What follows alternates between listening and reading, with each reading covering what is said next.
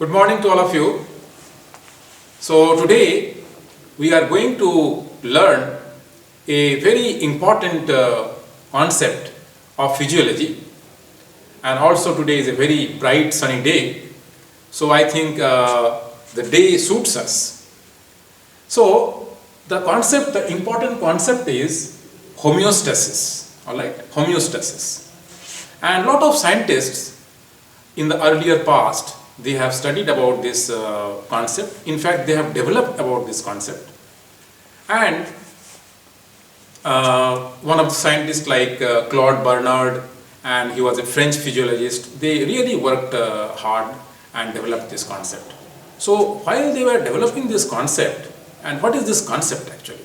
This concept is that our body is maintaining an internal equilibrium. In spite of, there are a lot of fluctuations outside. Okay, so this is something very interesting, that how this human body is working. Now the earlier scientists, they were quite puzzled, and one of them said, as you know, I told you before also, one of them said that there is a divine cosmic will. How this body is maintaining this internal equilibrium? Because there are so many large number of parameters. But still, the external situations are changing all the time, but still the body maintains a balance. So he said that, there is a divine cosmic will, as if, there is a God. And obviously, as I told you, that if somebody learns more of physiology, then either one will start believing in God or one will become mad. Because this body physiology is so complex. Okay, so let us see what we are going to study today.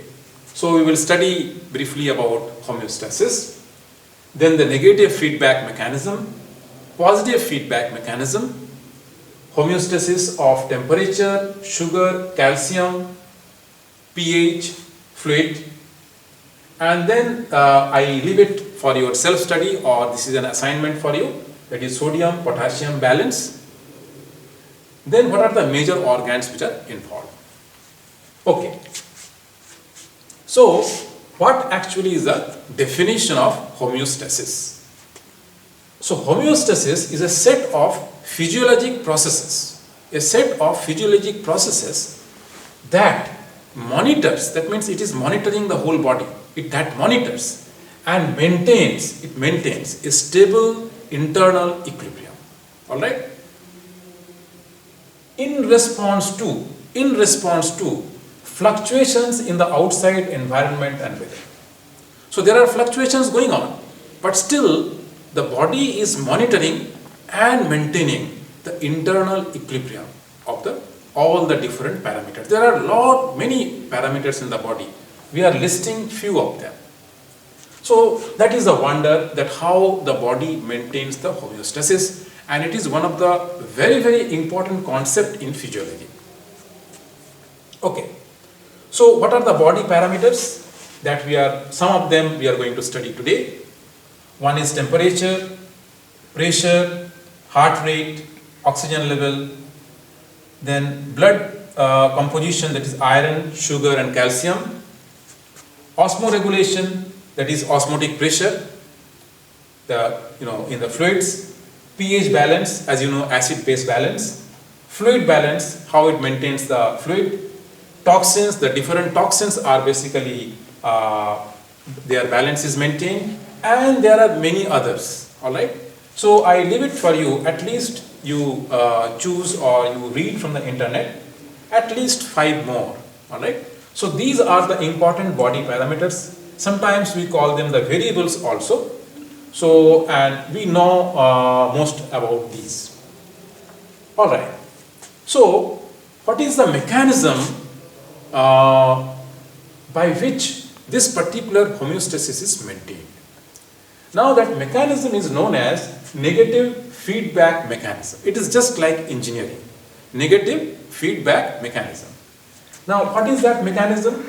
It is a balance via feedback loop. It is a feedback loop. That means if a particular quantity or if a particular parameter is increasing in a particular direction, the body is trying to decrease in the other direction, that particular parameter.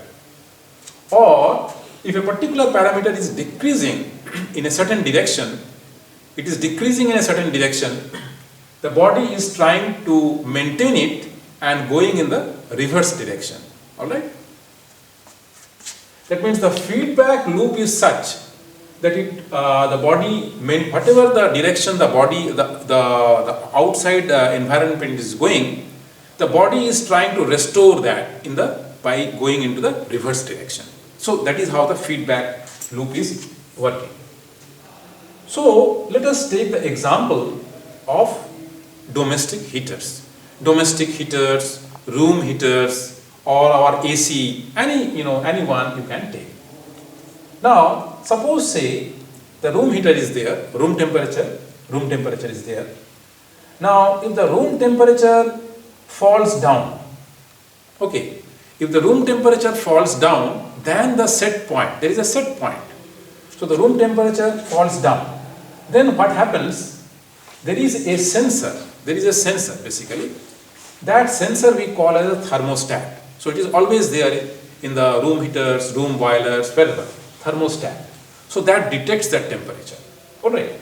So as you know, this figure shows, it is turned on actually and the temperature is increased.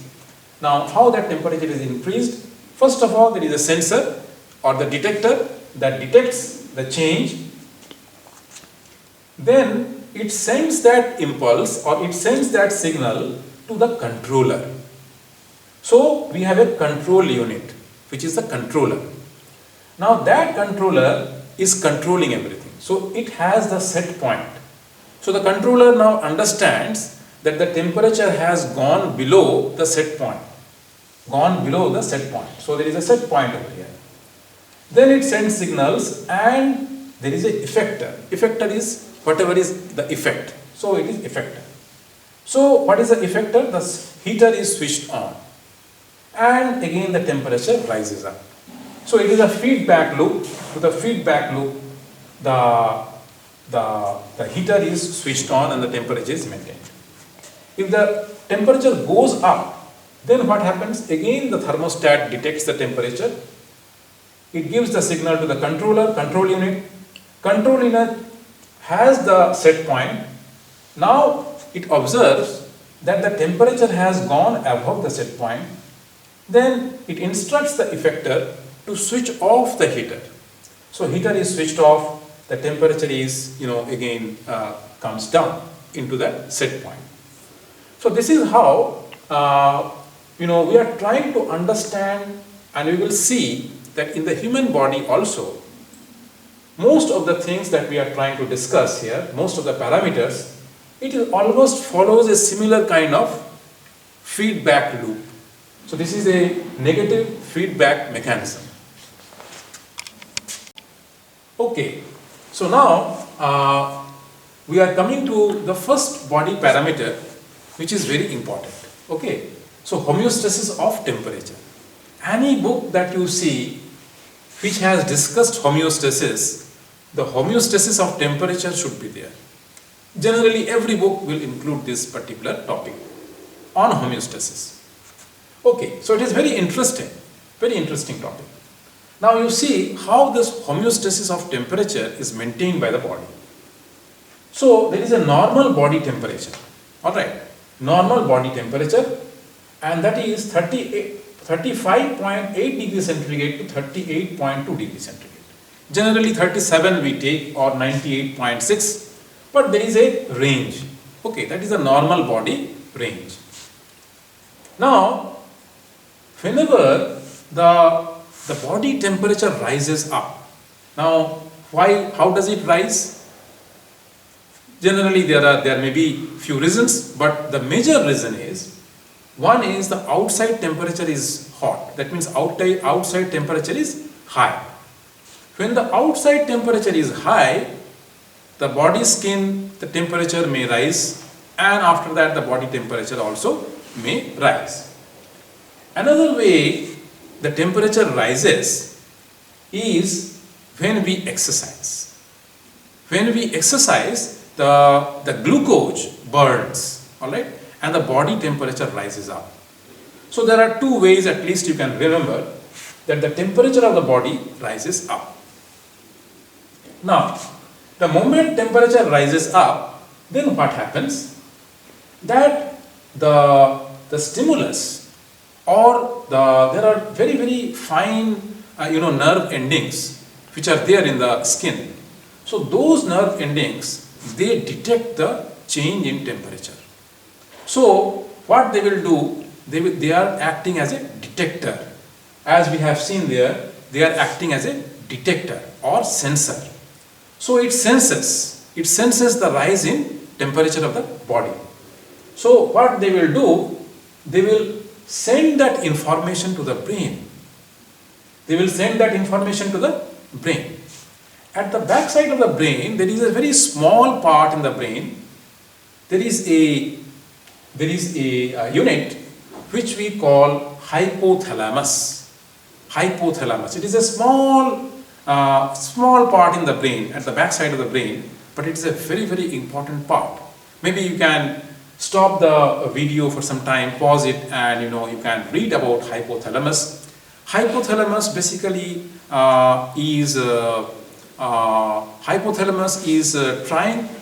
tries to maintain a lot of things, all right.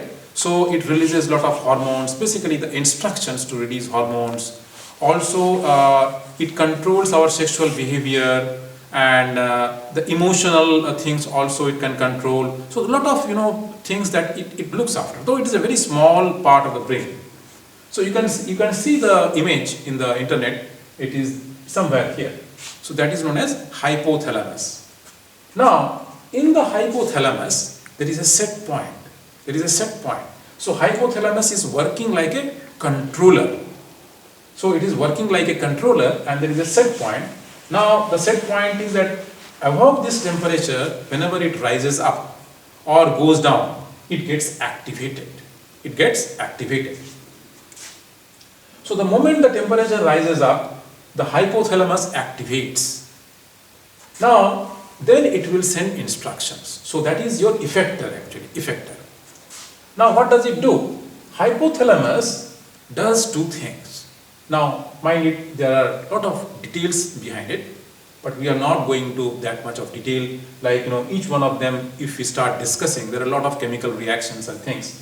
So all these we are just a brief outlook we are trying to learn.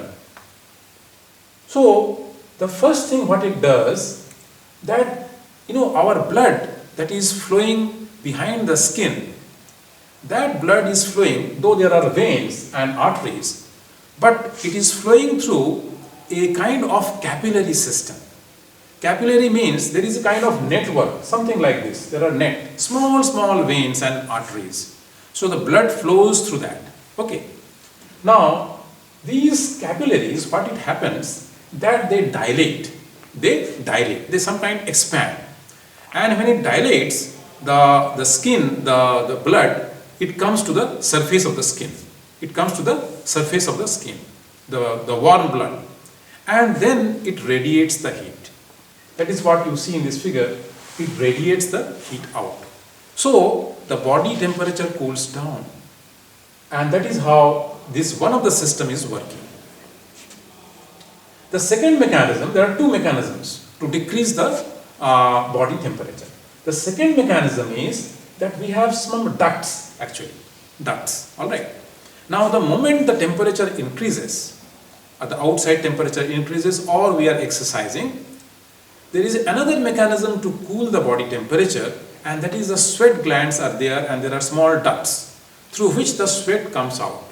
And as you have studied in physics, the principle behind evaporation, that whenever the things evaporate, water evaporates, it takes the heat along with it. Okay. So the heat which is there in the body, that sweat when it takes place, it takes the heat out of the body and the body temperature cools down. So these are the two important mechanisms by which the body loses the extra heat, and then the temperature falls down. So as you see, the body temperature decreases and then it is back to normal. Okay, so the temperature rises up because of two reasons, and then there is a, it goes to the hypothalamus. Hypothalamus instructs, and there are two mechanisms which happen. One is your the blood vessels dilate. The other is basically your the sweat glands, and the body temperature falls down. Now we will see that if the temperature goes down, then what happens? When the temperature goes down below this set point, then there is a brain, again the small nerves, it sends signals to the brain. There is a hypothalamus activates. Then there is again a set point. The set point knows now that the temperature has gone down. So there are again two mechanisms. One mechanism is just the reverse of the first. What it does, the blood vessels now constrict. They constrict, and the blood goes down, deeper into the inside the skin.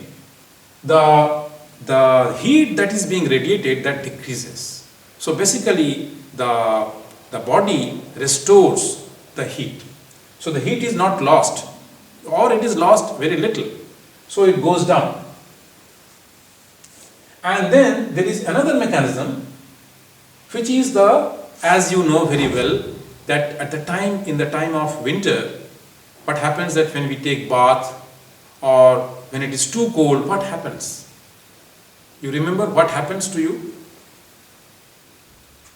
We shiver. So basically there are some skeletal muscles. Those skeletal muscles, they contract, and when they contract, we shiver, and because of that shivering, the heat is being generated. Now that heat is generated, and here also the heat loss gets reduced, so the temperature rises up. Okay, and then it again maintains, we get the homeostasis of the temperature. That is the normal body temperature. It restores the normal body temperature. So you see how beautifully our body, the physiology of the body, they are the different processes are maintaining a equilibrium of temperature. Okay. So that is all about temperature. It is very, very important, and most of the time you get questions in your exam about this topic. So it is a very important topic. Okay. Now the second thing comes is, after this sometimes a question comes that this is all based on the negative feedback mechanism. Is there a positive feedback mechanism in our body or not? Though this is not much of a concern, but still we should know that there is a positive feedback mechanism. Now where are the places? Few examples. One example is voltage gated sodium channels. Now we will study about this later. When there is some stimulus, external stimulus, there is a sensation, like suddenly somebody pricks or the insect bites. Alright, immediately we get information in the brain. How does it happen? There is a stimulus, and then there is a nerve impulse which travels. Generally what happens, whenever there is a stimulus, then the sodium gates, they open up in the cells, and the sodium ions, they rush in. Now when they are rushing in, if the stimulus increases, that means the intensity of the stimulus is more and more beyond the certain threshold, more and more ions will flush in. Okay, and then the nerve impulse will travel. We will study about it. It is known as action potential in the chapter on bioelectricity. So this is a case of positive feedback mechanism. That means both are the external situation is also moving in the one direction. The body is also responding in the same direction. Second example is breastfeeding. When the baby feeds on the mother, what happens? he sucks the nipple. Now, when it sucks the nipple, then there is a sensation, and that sensation is travels to the brain. Now again, the brain has centers. So the brain produces, again I think the hypothalamus, produces two hormones, all right, and one of the hormone is prolactin that produces milk. The other hormone is oxytocin that sends contraction. Because of that there is contraction. Now the more that baby sucks, the more milk is produced. Okay, so that is again a case of feedback mechanism, positive feedback mechanism. Third is an example, contraction of uterus during labor or childbirth.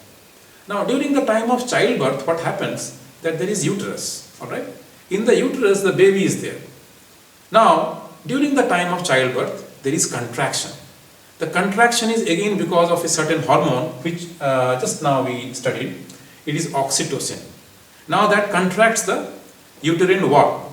So the baby in the contraction, when it is contracting, the head of the baby, it pushes against a opening which is known as cervix. So the moment it pushes against that cervix, basically there is stretching, there is a stretching. The more there is stretching of the cervix, the more oxytocin is produced, the more contraction is there. So again we see that the contraction during the time of labor, the uterine contraction, as well as the more of, as the baby is pushing that cavity, so more, oxytocin is being produced and more contraction is there. So both are basically going in the same direction. This is again a case of positive feedback mechanism. So at least we should know that why we are studying this, because we should know that if there is negative feedback mechanism in the body, there is positive feedback mechanism also. Alright, good. Now we will come to the next topic, that is homeostasis of sugar. Now this is also very, very important, and each one of us should know that how the homeostasis of sugar is maintained in our body. So as you see, this is the normal position of sugar. This side, this arrow shows that the sugar has increased. Okay. Now, if the sugar has increased, then what happens? As you know, I think many of you may know this, that it sends there is a the impulse or the information basically that the sugar has gone up, from the set point. It is detected by a particular kinds of cell. These cells are produced by the pancreas, known as beta cells. So I have written everywhere what is the detector and the corresponding term. So beta cells are the detector. Okay. Now beta cells detects, then they send the information to the controller. Controller are pancreas. Pancreas is the controller. Now the pancreas sends something. Now controller has to do something. What it does to the effector, that is effector, it produces insulin. Alright? Insulin. Insulin is again a very important hormone, insulin. Now what does the insulin do? Insulin basically is like a key. The moment it is released, the cell opens up, and the extra sugar which is there, this is the extra sugar, it goes inside the cell and it is stored there. Alright. That is stored as a glycogen. That is what is the figure shows, that as insulin is produced by the as an effector, insulin, this insulin takes away this extra sugar and stores in the cell glycogen. Now, if the sugar level decreases, then what will happen? Again, the beta cells will detect. Then there is a controller, which is basically pancreas. At that time, pancreas will produce another hormone, and that is known as glucagon. That glucagon will take away, will dissolve this glycogen which is stored in the cells and to the blood. So the blood sugar will again increase. So the glycogen which is stored in the cell basically again is used up and comes out, and it is the blood sugar, the homeostasis is maintained. So that is about the homeostasis of sugar. Now again, there are a lot of chemical reactions. We are just studying the outline. Okay, homeostasis of iron. Again, there is a lot of chemistry behind it. So in the homeostasis of iron, there are basically two ways the body maintains the homeostasis. One is systemic. Systemic means the whole system. Okay. And other is cellular level. That means at the level of the cell. So let us see. This is the iron, the normal level. Now, if the iron level increases, then what will happen? Immediately the information goes on to the liver. Okay. So liver is basically your controller there. Liver. Now, the liver, what it does? It produces a particular hormone which is known as hepcidin. Okay. Now this hormone, what will this hormone do? This hormone works in the reverse manner. That means more of hepcidin, it will decrease the intestinal absorption. So basically, if the iron level in the blood is more, though iron is present in very small amount, 4 to 5 grams. I hope you know what is the iron. There are a lot of functions anyway, but major part of the iron is there in the hemoglobin of the blood. So hemoglobin, as you know, it helps in the conduction of oxygen. Oxygen is conducted throughout the body. So the more of hepcidin, the less of intestinal absorption. It is just works in the opposite way. So you can put an arrow over here. So more of hepcidin, less of intestinal absorption. If the iron level decreases, then what will happen? Again it will go to the liver. Hepcidin here, as you see, intestinal absorption more, so it will be less. So less of hepcidin will be produced, or it will not produce. So intestinal absorption will increase, and that will give rise to the more of iron. So the homeostasis of iron is maintained. So basically, if the iron level is more, the body will absorb less of iron from the intestine, that means from the food. If the iron level decreases, then the intestine, there are very small cells, the outer lining of the intestine, that will absorb more of iron. So that is actually the basic one. Cellular level, we are not going to study that. Okay. So now we will study about the calcium. So now let us study the homeostasis of calcium. Okay. So it is very important. Important in the sense that calcium, as you know, there are different minerals which are present in the body. Out of, though their concentration is not too much, but out of the different minerals, calcium is having the maximum quantity. Alright? Calcium, because of the bones are made up of calcium, lot of calcium is there in the bones. So obviously calcium plays a very major role. Okay. So as we see that the calcium homeostasis, there are three major mechanisms to maintain it. Okay. One is through bones. Second is through intestine also. That means absorption through the intestine. That means absorption can increase or decrease. It is basically vitamin D plays an important role there. And third is the kidney also plays a role, because kidney may absorb or can excrete. Okay. So both. So basically bones, intestine and kidneys, all three different mechanisms. Now let us see. If the calcium level falls down, okay, if the calcium level falls down, then what will happen? Then there are some sensory receptors, alright. So they will immediately detect that the calcium level has fallen down from the set point. Okay. Then what happens?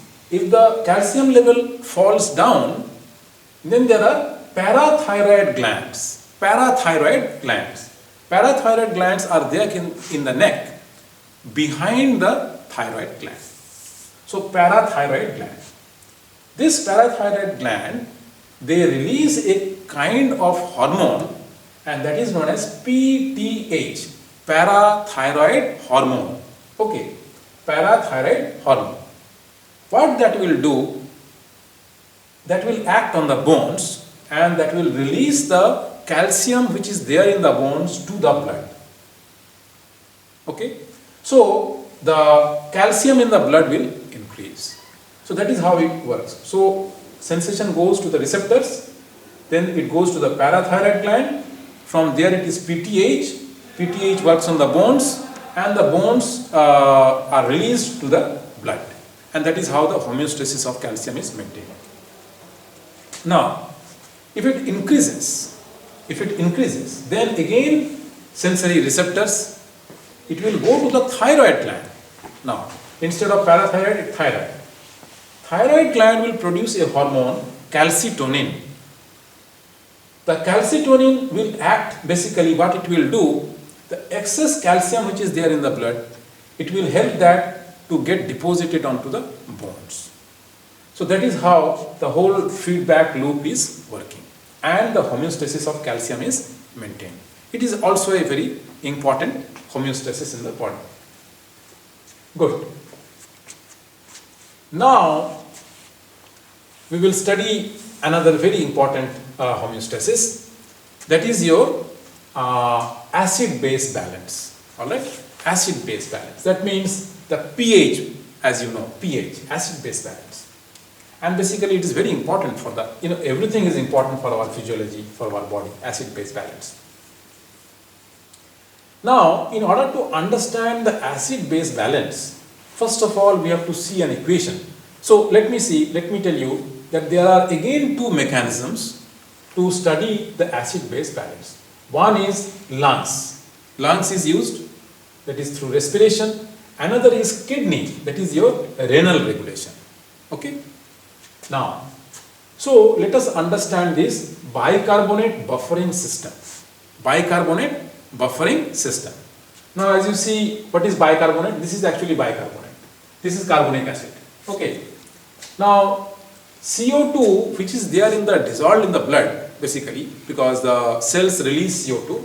CO2, interacts with water and produces a weak acid, H2CO3.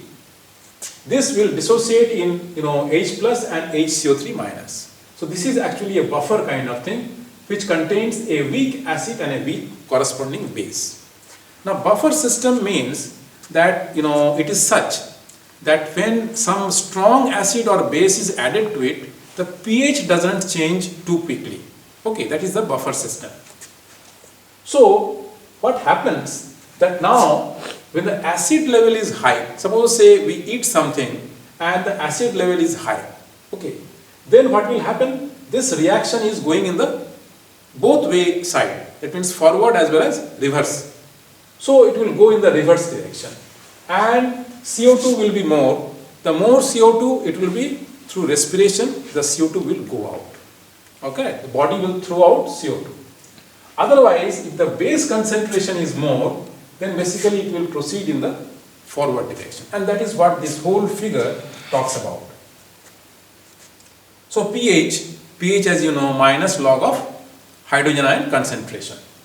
So when the pH level goes down, then that is known as acidic. That means the blood is acidic. We call that acidosis. Acidosis.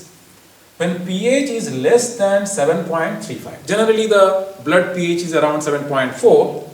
So when it is pH is less than 7.35, it is known as acidosis. So it stimulates the brain and obviously the arterial receptors. So receptors, and then it will stimulate the brain. Then what will happen? Because I have to, now the pH is less, that means the blood is more acidic. So I have to basically remove the acid. So what should the brain do? It will increase the respiration rate.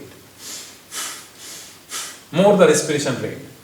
When the respiration rate increases, then what will happen? Because as we have seen that when the acid has increased, then this reaction will proceed in the backward direction. So more of CO2 will be produced. So that is what the body does. The respiration rate increases, the blood CO2 level now will decrease because the CO2 will be released by the body. So blood CO2 level will fall down, blood H2CO3 will also fall down, and the pH will be maintained. That means pH will increase. When the pH increases, then what will happen? When the pH increases, that is known as, it is basic in nature. That is alkalosis. pH is greater than 7.45. So again it stimulates brain and arterial receptors. Then respiration rate will slow down. Then the blood CO2 basically, now slowing down, the blood CO2 will increase. That means the reaction will proceed in the forward direction. Reaction will proceed in the forward direction. So blood CO2 will increase. That will result in blood H2CO3 will also increase. That means the acidic part is increasing. And that will result in decrease in pH. So pH will come down because the pH is higher. So that is how the body is maintaining the pH using the lungs respiration. But there is another way through the kidney also, because kidney will also absorb or excrete whatever way it can do. It can regulate the acid-base balance. Okay. Lastly, let us see about homeostasis of the fluid. How the fluid is maintained in the body. So, as you see, if the fluid level goes down, then what it does? Again, the instruction goes on to the hypothalamus in the brain. So, as you see, that the hypothalamus is involved in a lot of balancing in homeostasis. Hypothalamus, it produces a kind of hormone which is known as ADH and aldosterone. Aldosterone basically works in the kidney also. So ADH, so that is known as antidiuretic hormone. Okay. Now what it will do, the moment these hormones are produced, then these hormones basically the urine output will decrease. So fluid has decreased in the body. So obviously the urine output also has to decrease. So these two hormones, that is ADH and aldosterone, it will decrease the urine output and the fluid is maintained. The homeostasis fluid is maintained. If the fluid is more, suppose say the level of the fluid increases, like in the winter, suppose say we are taking a lot of water. In the winter, the fluid level increases. This is in the case of summer it happens. So winter, the fluid level increases. So what will happen? Again it will go to hypothalamus. ADH and aldosterone will be produced. So the urine output will be more, like in the winter. And that results in the homeostasis. You can say a arrow like this, you can make. So it produces the homeostasis of fluid. So this is all about the fluid balance. Okay.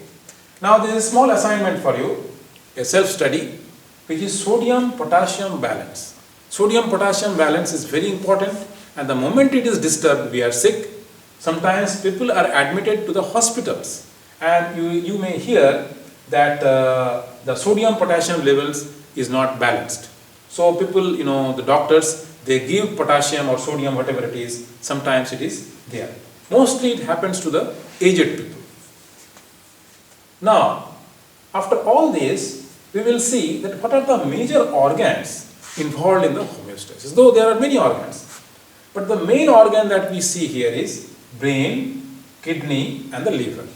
Okay, these are the three major organs which are involved. Pancreas we have seen is also there, but these are the three major organs which maintains the balance of the body. So, what we find that this homeostasis is basically a balance, internal balance. It is very, very important. The moment this balance is disturbed because of something, maybe the body is not functioning properly because of some sickness, or because of the old age it is not maintaining, the people become sick and sometimes they need to be hospitalized also. So, so that is why this homeostasis is a very, very important process, and in fact a processes which a set of processes inside the human body. So good. So you have to do this assignment, and what I suggest to you that maybe you can go through 2 or 3 more videos on homeostasis so that you get a good glimpse of what the whole process is all about. And that will be because it is a very, very important process in our human body, and you must understand it fully. Thank you very much. Okay, so let me recapitulate once again what we have learned today. So we have learned about a very, very important phenomena in the human body, which is a set of physiologic processes basically which maintains an inner equilibrium. So the whole body is maintained in a equilibrium state in spite of fluctuations outside. And then we have seen there are different body parameters like temperature, pressure, heart rate. So there are a large number of parameters. So all these parameters are basically maintained, an internal equilibrium is maintained. Then we have seen that we can understand this phenomena using a mechanism which we have studied in engineering, and that is negative feedback mechanism. And what is that mechanism? That when one body parameter is increasing, the body acts in such a way that it decreases that, and vice versa. We have tried to understand it by using an example of a heater, domestic heater or room heaters, which has basically a detector, controller and effector. The first one that we have started with is homeostasis of temperature. Now, in the homeostasis of temperature, what we have seen that when the temperature rises up, then the body produces 2 major mechanisms to counteract that. And what are those 2 mechanisms? The skin blood vessels dilate, the blood comes nearer to the skin and they radiate heat. The other is there is a sweat glands which are activated, and through the sweat the heat is radiated out, thrown out. The body back to the normal state. If the temperature goes down, then again there are 2 mechanisms. One is the reverse of the first, that is the blood vessels, they constrict. So the blood goes deeper and the heat that is radiated decreases.